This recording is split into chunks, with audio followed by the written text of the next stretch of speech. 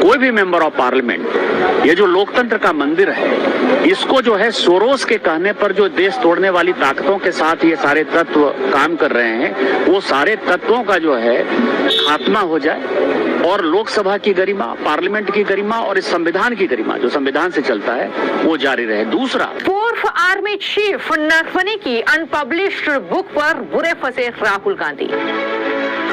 दावे कैसे किए जा रहे हैं? जो किताब छपी ही नहीं उसको हाथ में लेकर संसद में लहराया कैसे जा रहा है? कुछ समय पहले एक और चीज वायरल हुई थी। संविधान की कॉपी तो हाथ में दिखाई गई, लेकिन अंदर जो पन्ने थे वो सफा चट थे, यानी खाली थे। कुछ ऐसा ही इस बार भी हुआ। पूरा सेशन बजट का जो है वो इसी की भेंट चढ़ गया। किसकी भेंट? उस किताब की भेंट जो कि है ही नहीं। पब्लिशर कह रहे हैं, यानी पेंगुइन इंडिया, उन्होंने सीधे तौर पर कह दिया, अभी हम आपको वो भी दिखाएंगे उन्होंने क्या कहा है अपनी सफाई में। उन्होंने कहा है भाई ये किताब हमने तो छापी नहीं है, तो उन्होंने भी मना कर दिया। अब वो छपाई जब हुई ही नहीं है तो राहुल गांधी के हाथ में वो किताब कैसे आई? बाहर तो दिखाते, लेकिन सदन के अंदर उन्होंने लहरा लहरा कर पन्ने दिखाए, लहरा लहरा कर वो किताब दिखाई और ये भी कहा कि देखिए मेरे पास सबूत है। धड़ल्ले से संसद के अंदर उन्होंने ये बात बोली। तो अब सवाल तो ये उठता है ना कि एलओपी, विपक्ष के नेता, क्या वो झूठ बोल रहे थे? अब एफआईआर तो दिल्ली पुलिस ने कल कर ही दी है, सारे खुलासे हो ही रहे हैं, लेकिन फिर भी अपनी जिद पर अड़े रहे राहुल गांधी। अब स्पीकर के खिलाफ अविश्वास प्रस्ताव, और किस वजह से? सिर्फ इसलिए क्योंकि उस झूठी किताब के पन्ने लहराने से स्पीकर ने मना कर दिया। उसके पन्नों पर बोलने से स्पीकर ने मना कर दिया, कहा कि नहीं आप ये सब झूठ नहीं बोल सकते हैं, ये किताब नहीं लहरा सकते हैं। तो इसको लेकर स्पीकर पर ही चढ़ाई कर दी, स्पीकर के खिलाफ अविश्वास प्रस्ताव। हालांकि विपक्ष फिर से दो फाड़ हो गया है, क्योंकि तृणमूल कांग्रेस ने इस मुद्दे पर अपने आप को अलग थलग कर लिया है। बाकी दल जरूर उनके साथ में है कांग्रेस पार्टी के, लेकिन तृणमूल अलग है। तो आज जरा इसी गहराई में जाएंगे कि भाई एक एक कर बहुत सारे झूठ सामने आए। कभी माफीनामा दिया गया, कभी कोर्ट में जाकर माफी मांगी गई, कभी कई और झूठ सामने आए विदेश से लेकर हमारे देश तक, लेकिन उसके बाद भी विपक्ष की सुधरने का नाम नहीं ले रहा है। तो आज जरा एक एक कर ये बताएंगे कि क्या वाकई में फंस गए हैं इस बार राहुल गांधी।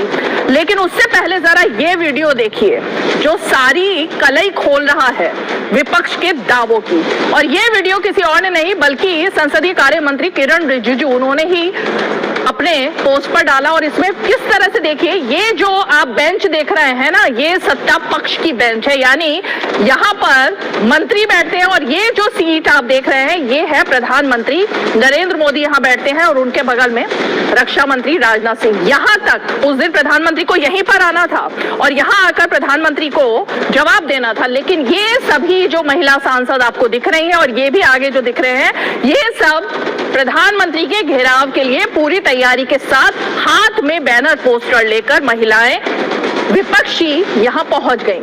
तभी तो ये कहा गया था ना कि भाई क्या हमले की तैयारी थी क्या प्रधानमंत्री पर? तो ये वो तस्वीरें हैं जो आज सामने आ गई हैं। दूध का दूध पानी का पानी हो गया है। किस तरह से महिलाओं ने पूरी तैयारी की हुई थी घेराव की प्रधानमंत्री के, हाथ में काले बैनर लेकर और तमाम बैनर लेकर। तो ये खुलासा एक तरीके से हो गया है। क्या तैयारी थी, जिसको कह रहे हैं ना कि आप प्रधानमंत्री डर गए, डरे नहीं, ये हुआ था। अब जल्दी से टाइमलाइन देखते हैं। 2023 में जनरल नरवणे ने एक्स पर किताब प्रमोट की थी, उनकी तरफ से प्रमोट किया गया, जिसमें उन्होंने लिखा my book is available now. ये भी 2023 में हुआ। उसके बाद फरवरी 2026 में राहुल गांधी ने लोकसभा में किताब के अंशों का हवाला दिया गलवान चीन बॉर्डर फ्लैश पर। ये तमाम चीजें उन्होंने बतानी शुरू की। उसके बाद फरवरी 2 फरवरी 26 को स्पीकर ओम बिरला ने अनुमति नहीं दी। उन्होंने कहा भाई ये किताब तो अप्रकाशित है, इस पर पहले से रोक है, ये अभी छपी ही नहीं है। और रूल 349 का हवाला भी दिया गया। ये एक रूल है जो कि इस तरह की परमिशन नहीं देता है। उन्होंने बाकायदा नियमों के तहत बात की। उसके बाद फरवरी 4 को जो होता है राहुल ने संसद परिसर में फिजिकल कॉपी दिखाई, कहा पीएम को यही कॉपी गिफ्ट करूंगा। वही जो हम आपको हाथ में दिखा रहे हैं ना, जो छपी नहीं है किताब, वो गिफ्ट करेंगे प्रधानमंत्री को, ये राहुल गांधी ने कहा। उसके बाद 9 और 10 फरवरी को पेंगुइन रैंडम हाउस ने स्टेटमेंट इशू किया। उन्होंने कहा किताब अभी पब्लिश ही नहीं हुई है, कोई कॉपी उपलब्ध नहीं है, कहीं से भी ढूंढ लीजिए, कहीं नहीं है क्योंकि पब्लिश ही नहीं हुई है। उसके बाद दिल्ली पुलिस ने एफआईआर दर्ज की है, यानी अनाधिकृत प्रसारण लीक की जांच। स्पेशल सेल जो है दिल्ली पुलिस का, वो अब इसकी जांच कर रहा है। तो कुल मिलाकर ये पूरा मामला है। इस पर राहुल गांधी का रिएक्शन भी आज आ गया। उन्होंने कहा या तो नरवणे झूठ बोल रहे हैं अब, या पेंगुइन झूठ बोल रहा है, मैं आर्मी चीफ पर भरोसा करता हूं। तो मतलब ये कमाल की बात है, अब उन्होंने सबको झूठा करार दे दिया, लेकिन कह रहे हैं मैं सच्चा हूं, बाकी सब झूठे हैं, पेंगुइन भी झूठा है, नरवणे भी झूठे हैं। अब कौन कौन क्या झूठ बोल रहा है ये तो जांच में पता लग जाएगा। लेकिन ये पहला मामला नहीं है ना, हैबिचुअल ऑफेंडर रहे हैं क्या राहुल गांधी? कभी मोदी सरनेम चोर 2019 में सामने आता है, चुनावी भाषण में ये राहुल गांधी ने बयान दिया। ये विवादास्पद दावों का पैटर्न है। मानहानि केस में उनके ऊपर दोष सिद्ध होता है, 2 साल की सजा होती है और उनका सांसद का जो पद है, सांसदी, वो भी चली जाती है। ये उन्होंने जब मोदी सरनेम वाला चोर एक नाम दिया था। उसके बाद सुप्रीम कोर्ट से कन्विक्शन पर स्टे लगा और फिर जो फैक्ट सामने आया वो था कि बयान न्यायिक कसौटी पर टिकाऊ साबित नहीं हुआ। दूसरा बयान सामने आया वीर सावरकर को लेकर। उन्होंने आरोप लगाया, सार्वजनिक मंचों पर टिप्पणी की, महाराष्ट्र से लेकर दिल्ली सब जगह जाकर उन्होंने बोला।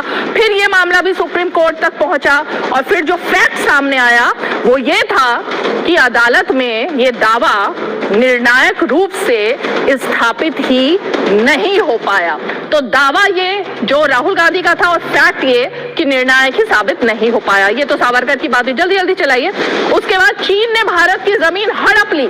संसद के बाहर और विदेशी मंचों पर लगातार आपने राहुल गांधी की ये स्पीच सुनी होगी, हर जगह बोला, सरकार, सेना, विदेश मंत्रालय, कभी उन्होंने पुष्टि नहीं की और उन्होंने बताया कि भैया सच्चाई क्या थी। फैक्ट ये था, कोई नक्शा, कोई आधिकारिक दस्तावेज सार्वजनिक जब हुए ही नहीं, तो फिर भैया राहुल गांधी को इतने बड़े बड़े विदेश नीति के बारे में बातें कहां से पता लगी।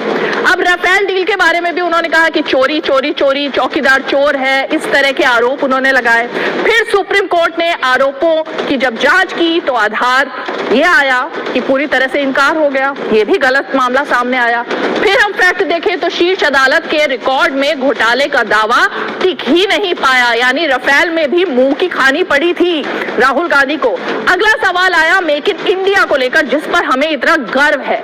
उन्होंने कहा मेक इन इंडिया तो पूरी तरह फेल हो गया, केवल नकारात्मक आंकड़ों का ही जिक्र राहुल गांधी ने किया।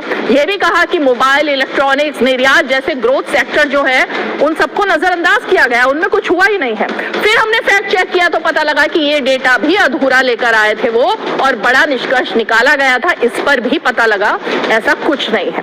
उसके बाद राहुल गांधी विदेशों में भारत में लोकतंत्र खतरे में, इस नैरेटिव को लेकर यूके, यूएस, यूरोप में बार बार लगातार बयान देते रहे, जबकि सरकार को कूटनीतिक स्तर पर सफाई तक देनी पड़ी राहुल गांधी के इन बयानों के बाद।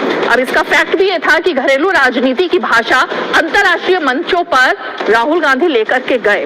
और अंत में अब आता है यही मुद्दा नरवणे की किताब का, जिसमें कि संसद में दावा किया कि किताब प्रकाशित और उपलब्ध भी है, लेकिन हकीकत क्या निकली, किताब अप्रकाशित निकली। प्री प्रिंट यानी पीडीएफ लीक की भी अब जांच हो रही है और फैक्ट ये सामने आया कि संसद में किया गया दावा तथ्यात्मक रूप से गलत साबित हुआ, यानी पूरी तरह गलत।